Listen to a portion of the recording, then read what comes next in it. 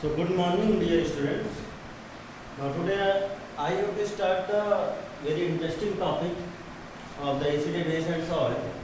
In the last lecture we have learned about the reactions of acid and base with the different substance, different chemical substances, है ना। हम लोगों ने last topic में बेटा different chemical substances से acid base का अभी रिएक्शन पढ़ा था। सॉल्ट को हम लोग लास्ट टॉपिक में पढ़ेंगे। एकदम सॉल्ट के बारे में हमने समझा था कि होता क्या है, ठीक है। तो आओ हम लोग देखते हैं। नेक्स्ट जो है आपका जो टॉपिक वो है आपका एम्फोटेरिक ऑक्साइड। क्या चीज़ बेटा? एम्फोटेरिक ऑक्साइड, है ना। तो अगर हम लोग एम्फोटेरिक ऑक्साइड की बात करेंगे तो व्हाट इज एम्फोटेरिक ऑक्साइड?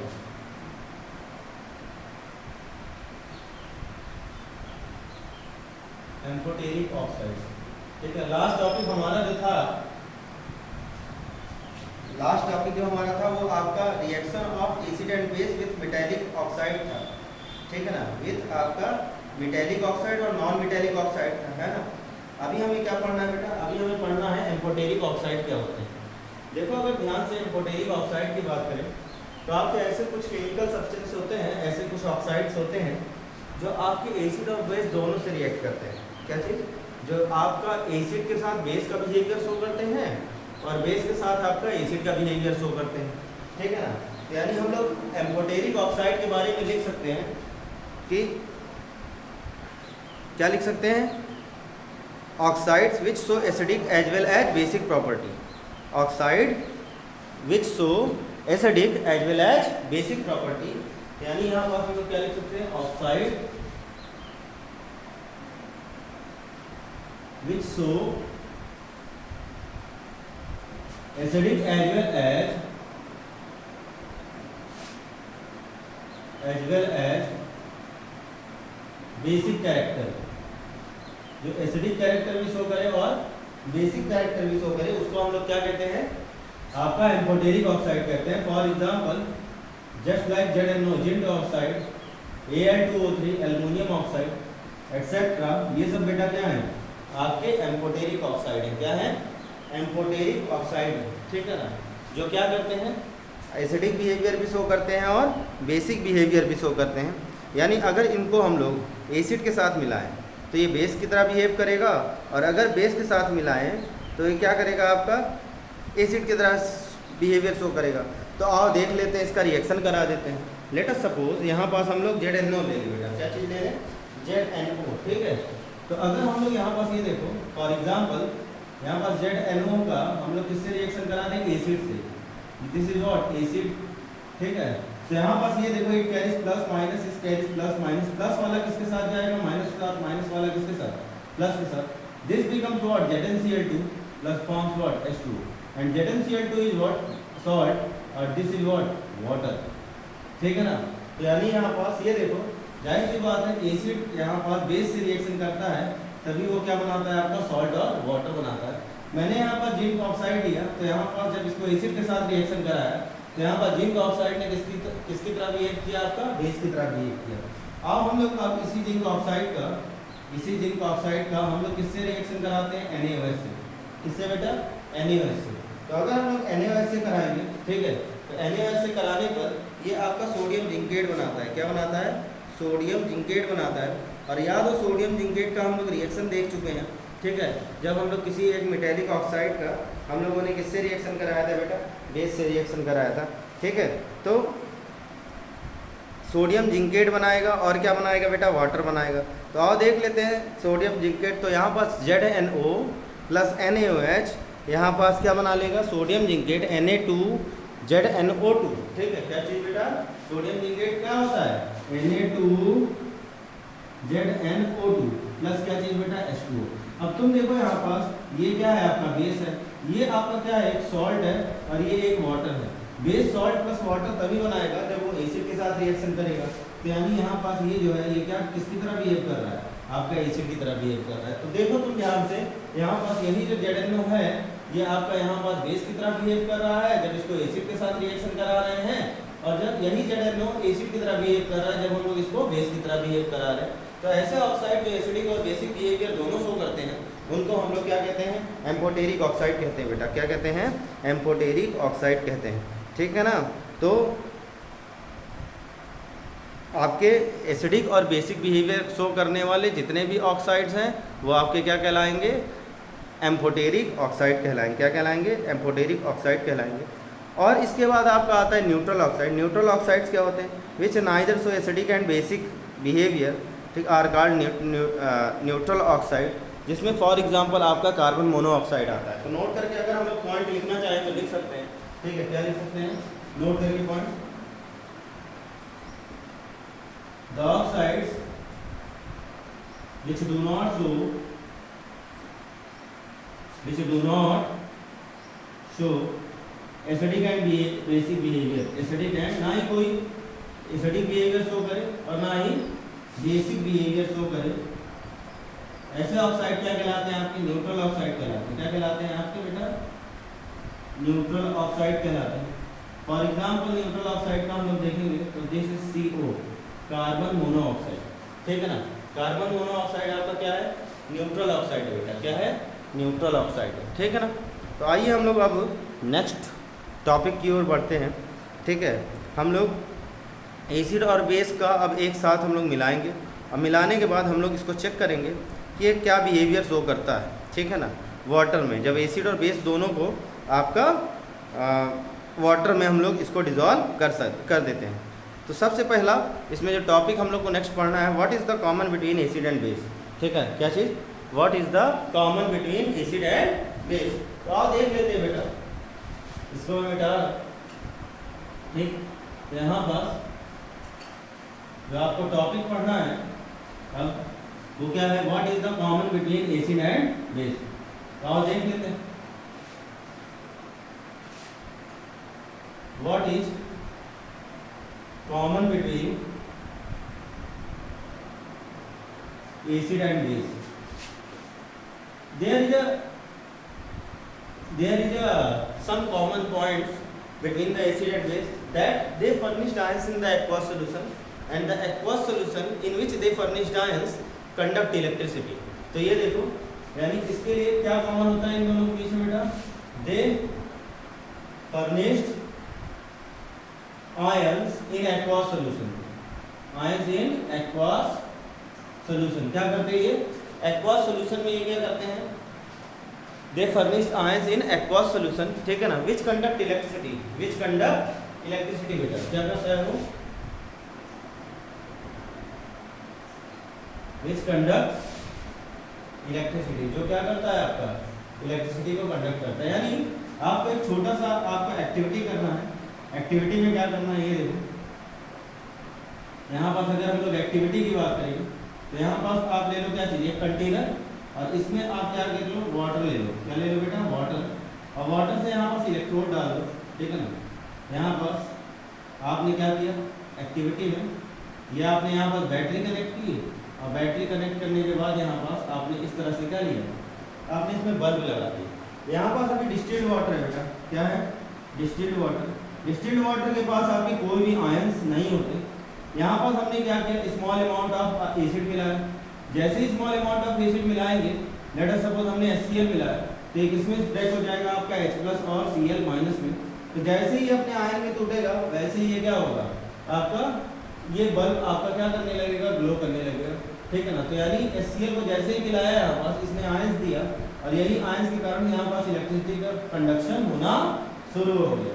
इसी तरह से अगर हम लोग यहाँ पर बेस मिलाएं, लेट अस सपोज हम लोगों ने NaOH मिलाया एक्वस सॉल्यूशन में, तो यहाँ पास ये Na+ और OH- में टूट जाएगा, किसमें, Na+ और OH- में। और जैसे ही NaOH और Na+ और OH- में टूटेगा, यही जो एक्वस सॉल्यूशन है वो इलेक्ट्रिसिटी को कंडक्ट करा देगा, और यहाँ पास जो बल्ब है वो आपका क्या होगा, ग्लो करना शुरू कर देगा, ठीक है ना। तो इस तरह से क्या कॉमन है वो होता है बेटा एसिड और बेस में, that they furnished ions in the aqueous solution and the aqueous solution conducts what, electricity. क्या करता है बेटा, इलेक्ट्रिसिटी को कंडक्ट करना शुरू कर देता है, ठीक है ना। अब चलो हम लोग देखते हैं what happens to an acid and और base in a water solution, ठीक है ना। वाटर सॉल्यूशन में एसिड और बेस के साथ क्या होता है, सिंपल सा कॉन्सेप्ट, वाटर सॉल्यूशन में एसिड और बेस के साथ क्या होता है, वो अपना एक्वा सॉल्यूशन में आयंस को फर्निश्ड करना शुरू कर देते हैं। तो बेटा what happens to acid and base in water solution, water solution में एसिड और बेस के साथ क्या होता है, आओ ये देख लेते हैं। तो यानी अगर हम लोग यहाँ पास बात करेंगे तो यहाँ पर एसिड क्या करता है, acid gives H+ ion, acid यहाँ पास क्या करता है H+ आयन देता है। जबकि अगर हम लोग बेस की बात करेंगे, इसकी बेस की बात करेंगे तो बेस क्या देता है आपका OH- आयन देता है। और एक चीज और ध्यान रखना कि सारे बेसेस एक्वस सॉल्यूशन में डिसॉल्व नहीं होते, और जब बेस को वाटर में मिलाया जाता है तो आपको वो एल्कली कहलाने लगता है। क्या कहलाने लगता है, एल्कली। यानी जैसे सारे बेसेस वो जो आपके वाटर में डिसॉल्व हो सकते हैं उनको हम लोग क्या कहते हैं, एल्कलीज कहते हैं। क्या कहते हैं बेटा, एल्कलीज कहते हैं। तो यानी ये देखो, इसको मैं H+ आयन ना लिखकर मैं बेटा इसको हाइड्रोनियम आयन लिखता हूँ। This is H3O+ ions, this is called hydronium ions.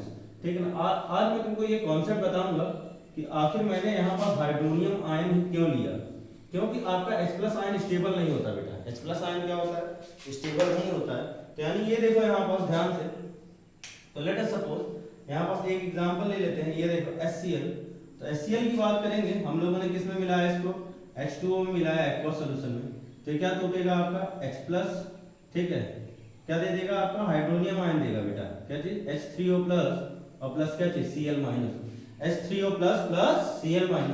तो यानी यहाँ पास ये क्या देगा, हाइड्रोनियम आयन। कैसे हाइड्रोनियम आयन देगा, ये देखो एसिड का कॉन्सेप्ट बहुत तगड़ा है। H+ आयन स्टेबल नहीं होता बेटा, ठीक है, ध्यान रखना। तो यहाँ पास ये देखो, लेट अस सपोज आपका जब हमारा ये जो HCl रहा होगा, HCl को जैसे ही हम लोग मिलाएंगे वाटर में तो ये किसमें टूटेगा, H+ और Cl- में टूटेगा। अब मैंने कहा ये जो H+ आयन जो होता है वो स्टेबल नहीं होता है, नॉट स्टेबल। तो जाहिर सी बात है, अगर ये स्टेबल नहीं होगा तो इसको स्टेबिलिटी एक्वायर करने के लिए इसको क्या करना पड़ेगा, कुछ ना कुछ करना पड़ेगा। तो यानी ये जाहिर सी बात है, फिर से ये जो H+ आयन है ये वाटर के पास जाएगा मदद मांगने। और वाटर का स्ट्रक्चर कुछ ऐसे होता है, देखो ध्यान से, वाटर का स्ट्रक्चर कुछ ऐसे होता है, ठीक है ना। और जब वाटर स्ट्रक्चर कुछ ऐसे होता है तो ये जो H+ आयन है ये आपके लोन पेयर को क्या कर लेगा, अपनी तरफ खींच लेगा। जैसे ही लोन पेयर को अपनी तरफ खींचेगा ये इसी के साथ जुड़ जाएगा, बॉन्डिंग बना लेगा। ये देखो एक लोन पेयर बचा रहेगा, एक लोन पेयर को कौन, ये H+ आयन खींच लेगा। और जाहिर सी बात है यहाँ से निगेटिव लोन पेयर मतलब एक्स्ट्रा इलेक्ट्रॉन, अगर ये यहाँ से चला जाएगा तो इस पर क्या आ जाएगा, पॉजिटिव चार्ज। और इसी को हम लोग क्या लिखते हैं आपका H3O+ आयन, हाइड्रोनियम आयन, ठीक है ना। ध्यान रखना H+ आयन स्टेबल नहीं होता, इस वजह से हम लोग जब भी बोलेंगे तो क्या बोलेंगे, हम लोग हाइड्रोनियम आयन बोलेंगे बेटा। क्या बोलेंगे, हाइड्रोनियम आयन बोलेंगे, ठीक है। तो अब देखो यहाँ पास बेसिस की बात करें, किसकी, बेसिस की। तो बेसिस में आपका क्या चीज, लेट अस सपोज NaOH लिया और NaOH को हमने किस में मिला दिया, H2O में। तो यहाँ पास ये क्या बना लेगा आपका Na+ और OH- बना लेगा। क्या चीज, Na+ और OH- बना लेगा, ठीक है ना। तो ये थे आपके कुछ कॉन्सेप्ट्स, ठीक है ना, किससे रिलेटेड, ये आपके थे कुछ कॉन्सेप्ट्स आपके रिलेटेड एसिड और बेस से। अब बेटा अब बारी है कुछ क्वेश्चन सॉल्व करने की, और कुछ क्वेश्चन सॉल्व करके हम लोग बढ़ेंगे किसकी तरफ, आपका सॉल्ट की तरफ। और साथ में स्ट्रेंथ ऑफ एसिड और बेस भी हम लोग कैलकुलेट करेंगे बाय pH वैल्यू, ठीक है। तो आओ देखते हैं इसमें पहला क्वेश्चन है, why does an aqueous solution of N acid conduct electricity. Question क्या है, why does an aqueous solution of acid conduct electricity. तो आओ देख लेते हैं क्वेश्चन टाइप, सारे NCERT क्वेश्चन है बेटा, ठीक है। तो इसको हम लोग अच्छे से देखेंगे। क्या चीज,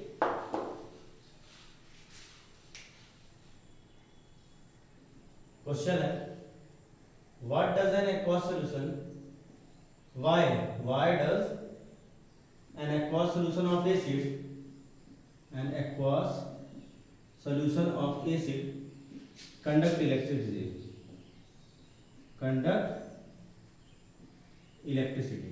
बोला है कि एक्वस सोल्यूशन एसिड का इलेक्ट्रिसिटी कंडक्ट क्यों करता है। तो ध्यान रखिएगा, एक्वस सोल्यूशन एसिड का कंडक्ट इलेक्ट्रिसिटी इसीलिए करता है क्योंकि ये क्या करता है, आयंस को फर्निश करता है। क्या करता है, आयंस को फर्निश करता है, ठीक है। चाहे वो एसिड के बारे में पूछे और चाहे वो बेटा तुमसे बेस के बारे में पूछे, तो हमेशा ध्यान रखना, चाहे एसिड हो चाहे बेस हो, आपका वो इलेक्ट्रिसिटी को कंडक्ट इसलिए करता है क्योंकि वो एक्वस सोल्यूशन में क्या करता है, आयंस को फर्निश्ड कर देता है। और वहाँ पास जो करंट कैरियर होते हैं लिक्विड में, वो क्या होते हैं, आपके आयंस होते हैं। तो यहाँ पास आयंस स्प्लिट होने की वजह से यहाँ पास क्या हो जाता है, आपका इलेक्ट्रिसिटी का कंडक्शन होना शुरू हो जाता है, ठीक है ना। फिर जो नेक्स्ट क्वेश्चन है, why does dry HCl gas not change the colour of the dry litmus paper. क्या बोला है, why does dry HCl gas, question लिख लेते हैं, why does dry HCl gas not change the color of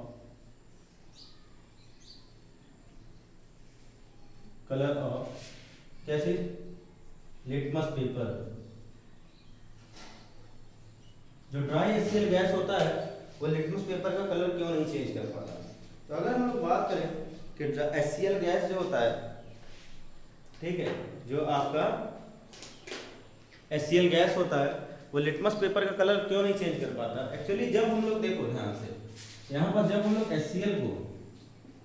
HCl को water में मिला रहे होते हैं तो वाटर में मिलाने पर ये क्या आपका H+ और Cl- में टूटता है।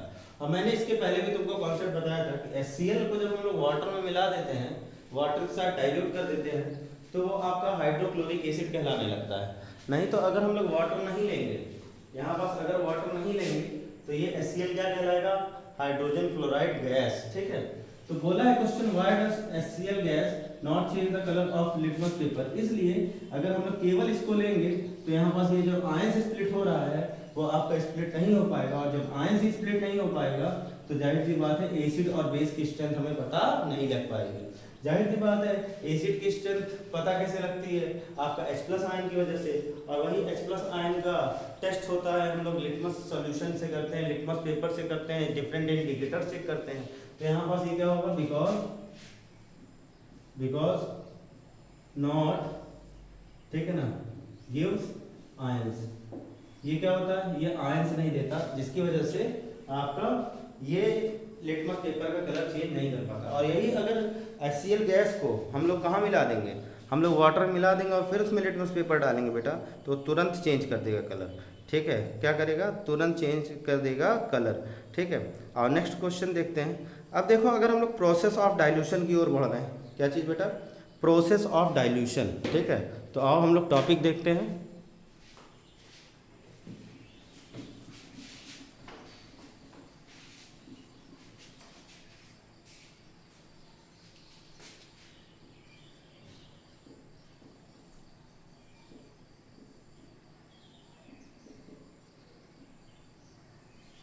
The topic is process of dilution.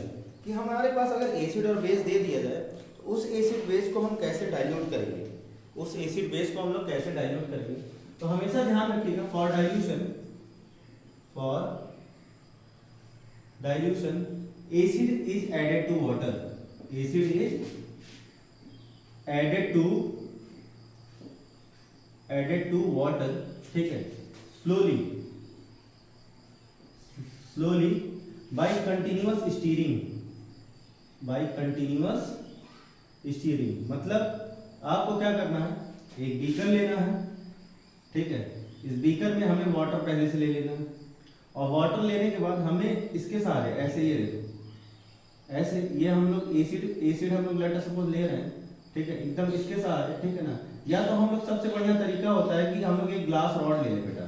ठीक, क्या ले लें, ऐसे एक ग्लास रॉड ले लें, और इस ग्लास रॉड को हम लोग किससे जोड़ दें, ऐसे ग्लास रॉड ले लिया, और ग्लास रॉड लेने के बाद हम लोग क्या करेंगे, यहाँ पर एसिड को इसके टच में ले आ देंगे। तो जैसे ही एसिड को टच में ले आएंगे तो इसके सहारे ये क्या होगा, धीरे धीरे इसमें जाएगा।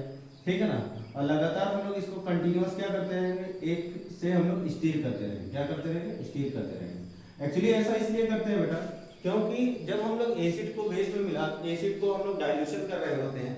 ठीक है ना, ये बेस का डाइल्यूशन कर रहे होते हैं, तो ये आपका हाईली एक्सोथर्मिक रिएक्शन होता है। क्या होता है, हाईली एक्सोथर्मिक रिएक्शन होता है। ठीक है, dilution is highly exothermic reaction, dilution is highly exothermic क्या चीज बेटा, रिएक्शन। डाइल्यूशन एक हाईली एक्सोथर्मिक रिएक्शन होता है। तो जाहिर सी बात है अगर एक्सोथर्मिक रिएक्शन होगा तो वहां से हीट जनरेट होगी।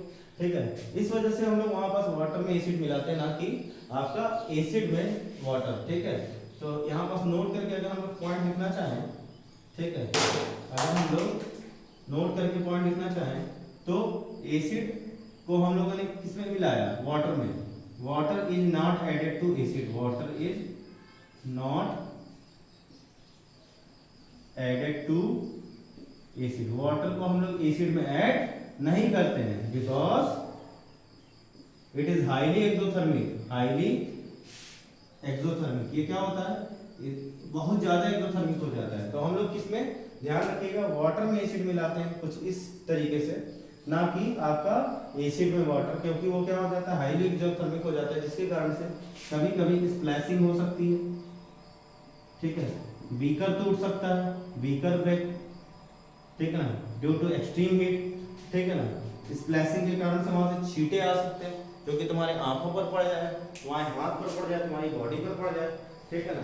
तो इस वजह से हम लोग क्या करते हैं, वाटर को एसिड में नहीं मिलाते हैं, क्योंकि वहाँ पास वाटर को जब हम लोग एसिड में मिलाते हैं तो वहाँ पास वो रिएक्शन जो होता है वो बहुत ज़्यादा हाईली एक्सोथर्मिक हो जाता है, जिसके कारण से आपका स्प्लैशिंग हो सकती है, बीकर फट सकता है, ठीक है ना, जो कि हमारे लिए बहुत ज़्यादा क्या हो जाएगा, नुकसानदायक हो जाएगा, ठीक है ना। आओ बेटा अब हम लोग कुछ क्वेश्चंस कर लेते हैं और फिर हम लोग किसके तरफ बढ़ते हैं, strength of acid and base की तरफ। तो यहाँ पास जो क्वेश्चन बोला है, क्वेश्चन पहला क्वेश्चन है, why do HCl HNO3 etcetera so acidic character in aqueous solution why solution of compounds like alcohol and glucose do not so acidic character, ठीक है। तो क्वेश्चन बोला है why do HCl and HNO3, इसको मिटा रहे हैं। क्वेश्चन क्या है बेटा, क्वेश्चन है वाई डू HCl HNO3, आज थोड़ा सा बेटा मैनेज कर लो, क्योंकि अभी सुबह सुबह कहीं इंक मिलेगी नहीं और इंक खत्म हो गई है, ध्यान नहीं दिया था हमने, ठीक है। तो क्वेश्चन बोला है why do HCl HNO3 so acidic behaviour in aqueous solution while solution of compounds like glucose and alcohol do not show acidic behavior, ठीक है। तो आओ देख लेते हैं कि इसका आंसर क्या होगा, ठीक है। तो देख लेते हैं क्या चीज बेटा, why do HCl HNO3, ठीक है, shows acidic behavior, क्या शो करता है, एसिडिक बिहेवियर शो करता है, why so acidic behaviour in aqueous solution, ठीक है, while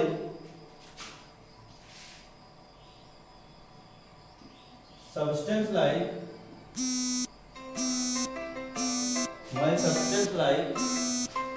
glucose, while substance like glucose, alcohol does not, ठीक है। तो बेटा अगर किसी भी सब्सटेंस को अगर एसिडिक बिहेवियर शो करना है एक्वास सॉल्यूशन में, तो उसको क्या करना पड़ेगा, H+ आयन फर्निश करना पड़ेगा, ठीक है ना।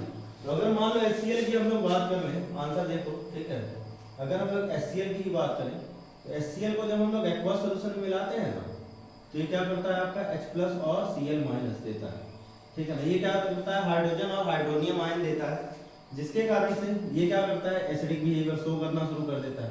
तो ये मस्ट होना चाहिए आपका H+ आयन, ठीक है।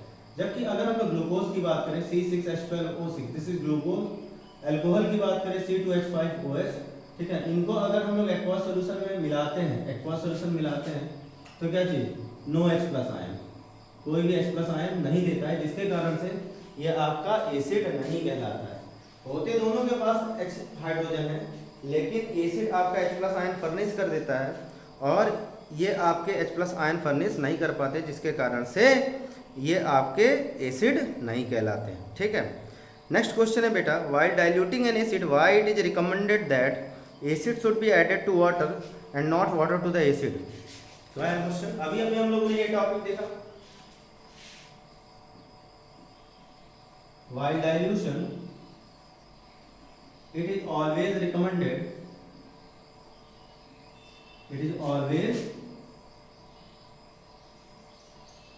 recommended that acid is added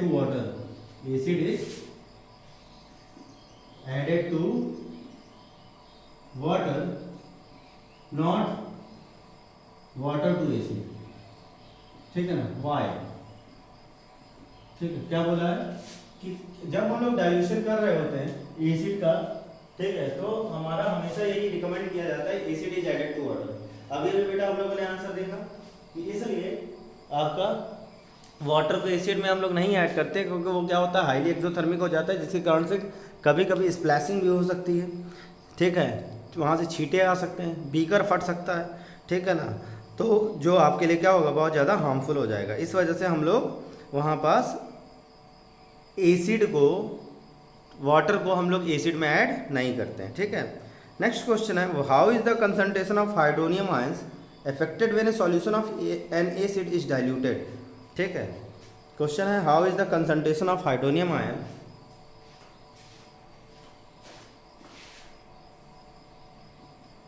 how is the concentration of hydronium ion